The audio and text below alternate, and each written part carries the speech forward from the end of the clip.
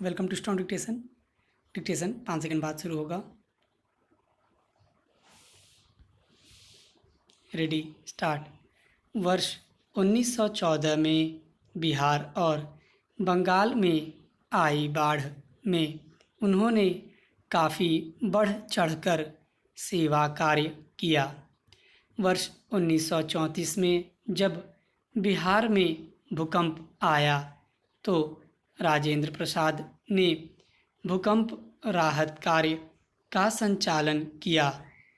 अक्टूबर 1934 में वे बम्बई में भारतीय राष्ट्रीय कांग्रेस के अध्यक्ष निर्वाचित हुए तथा वर्ष 1939 में सुभाष चंद्र बोस के अध्यक्ष पद से त्यागपत्र देने के बाद वे कांग्रेस के कार्यवाहक अध्यक्ष बनाए गए। वर्ष 1942 के भारत छोड़ो आंदोलन में भी राजेंद्र प्रसाद की भूमिका सराहनीय थी। वर्ष 1946 में जब अंतरिम सरकार बनी तब उनके नेतृत्व क्षमता एवं गुणों को देखते हुए उन्हें खाद्य एवं कृषि मंत्री बनाया गया। इसी वर्ष जब भारत का संविधान बनाने के लिए एक संविधान सभा का गठन किया गया तो उन्हें इसका अध्यक्ष नियुक्त किया गया। 26 जनवरी 1950 को जब भारत गणतंत्र बना तो वे भारत के प्रथम राष्ट्रपति बनाए गए। वर्ष 1952 में नई सरकार के गठन के बाद वे पुनः इस पद के लिए निर्वाचित हुए। वर्ष 1957 में भी राष्ट्रपति के चुनाव में उन्हें विजयश्री हासिल हुई।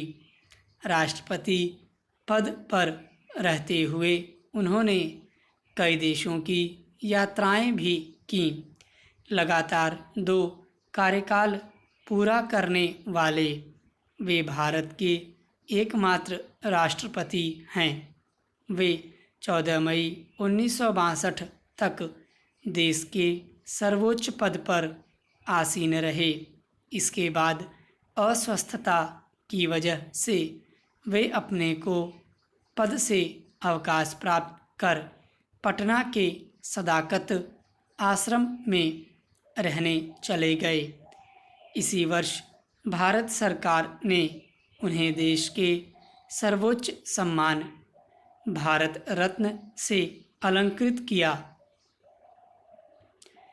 राजेंद्र प्रसाद आजीवन गांधी जी के विचारों का पालन करते रहे, किंतु जब वर्ष 1962 में चीन ने भारत पर आक्रमण किया तो अस्वस्थ होते हुए भी वे जनता का स्वाभिमान जगाने को उतावले हो गए और रोग शैया छोड़कर पटना के गांधी मैदान में ओजस्वी भाषण देते हुए उन्होंने कहा, अहिंसा हो या हिंसा, चीनी आक्रमण का सामना हमें करना है।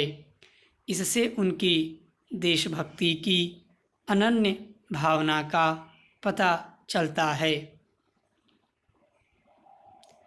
डॉक्टर राजेंद्र प्रसाद ने अपनी आत्मकथा के अतिरिक्त कई पुस्तकें भी लिखीं, जिनमें बापू के कदमों में 1954, इंडिया डिवाइडेड 1946, सत्याग्रह एट चंपारण 1922, गांधी जी की देन, भारतीय संस्कृति व खादी का अर्थशास्त्र, महात्मा गांधी एंड बिहार इत्यादि उल्लेखनीय हैं। यद्यपि राजेंद्र बाबू की पढ़ाई फारसी और उर्दू में हुई, तथापि बीए में उन्होंने हिंदी ही ली।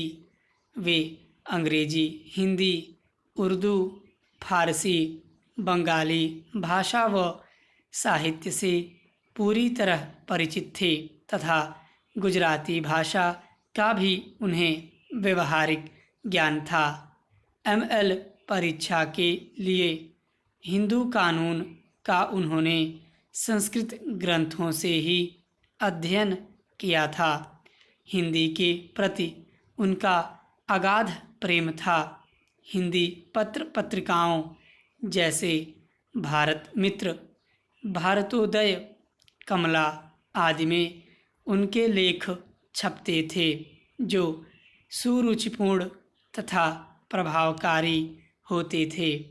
उन्होंने हिंदी के देश और अंग्रेजी के पटना लॉ वीकली समाचार पत्र का संपादन भी किया।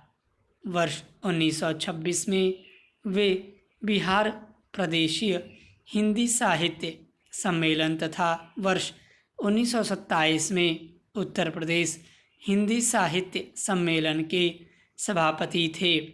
वे राष्ट्रभाषा हिंदी के विकास एवं प्रसार के लिए सदा प्रयत्नशील रहे तथा इस कार्य के लिए वे अखिल भारतीय साहित्य सम्मेलन के साथ आजीवन जुड़े रहे।